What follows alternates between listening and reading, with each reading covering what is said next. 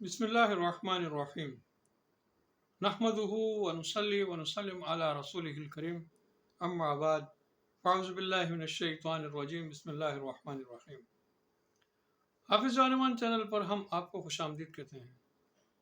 آج ہم آپ کے لیے ایک ایسی ویڈیو لے کر آئے ہیں، ایک ایسا وظیفہ، ایک ایسا عمل لے کر آئے ہیں جس کے ذریعے سے اللہ رب العزت بے روزگاری کو ختم کر دیں گے اور اللہ رب العزت معاشی پریشانیوں کو دور کر دیں گے۔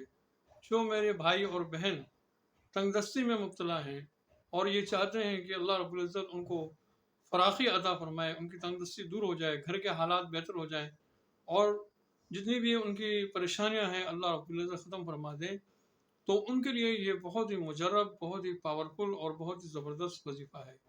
یہ اللہ رب العزت کے ایک نام یا سمیع کا وظیفہ ہے، اور یا سمیع اللہ رب العزت کا ایسا مبارک نام ہے، جو بھی اس وظیفے کو کرے گا اللہ پاک اس کی ضرور دعا کو قبول فرمائیں گے۔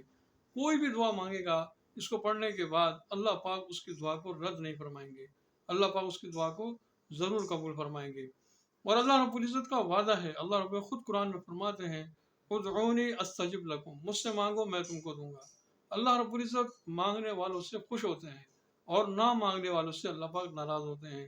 انسان کو یہ سمجھ لینا چاہیے کہ اللہ رب العزت نے جب خود کہا ہے کہ میں آپ کی دعا کو قبول کروں گا، مجھ سے مانگو، تو اللہ پاک ضرور دعا کو قبول فرمائیں گے۔ اور دعا کے معنی سمجھ لینا چاہیے کہ دعا کے معنی کیا ہے۔ دعا خود ایک عبادت ہے۔ جو انسان دعا مانگنا شروع ہو جاتا ہے، جس کو دعا مانگنے کی توفیق مل جاتی ہے، سمجھ لو ایک روایت میں آتا ہے کہ جس کو دعا مانگنے کی توفیق مل گئی، سمجھ لو کہ اس کے لیے قبولیت کے، رحمت کے، برکت کے دروازے اس کے لیے کھل گئے۔ تو آپ آج کے لیے جو ہم آپ کو آج وظیفہ بتائیں گے، یہ وظیفہ بہت ہی آسان ہے۔ اور کرنا کیا ہے، آپ نے کرنا یہ ہے کہ آپ نے جمعرات کے دن صبح چاش کی نماز کے بعد آپ نے 100 مرتبہ یا سمیع پڑھنا ہے، اور پھر اس کے بعد آپ نے اللہ رب العزت سے دعا مانگنی ہے۔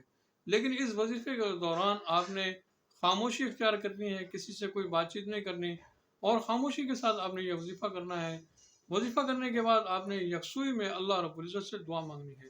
آپ انشاءاللہ جو بھی دعا مانگیں گے اللہ پاک آپ کی دعا کو رد نہیں فرمائیں گے۔ 100 مرتبہ آپ نے یا سمیع پڑھنا ہے، اور یا سمیع پڑھنے سے پہلے آپ نے اول آخر ایک مرتبہ درود شریف پڑھنا ہے۔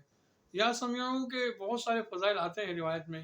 ایک روایت میں یہ بھی آتا ہے کہ جو یہ کہتا ہے کہ اس کے کان کے اندر کوئی پریشانیاں ہیں، کوئی بیماریاں ہیں، یا اس کو سنائی کم دیتا ہے، یا کان میں درد ہمیشہ رہتا ہے، اگر وہ یہ اس کا ورد کرتا رہے گا، یا سمیع پڑھتا رہے گا، تو اللہ پاک اس کے کان کے امراض کو بھی دور فرما دیں گے، اس کی پریشانیاں دور کر دیں گے اور اس کی بیماریوں کو دور کر دیں گے۔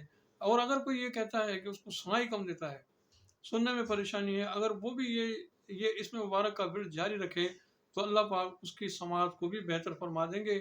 اللہ پاک اس کے سماعت کی جتنی بھی بیماریاں ہیں اللہ پاک اس کو دور فرمائیں گے، اس کو سننا صحیح شروع ہو جائے گا۔ یا سمیع اٹھتے بیٹھتے چلتے پھرتے جب بھی اس کو یاد آ جائے اس کا ورد شروع کر دے، انشاءاللہ اللہ پاک اس کے مسائل کو حل فرمائیں گے۔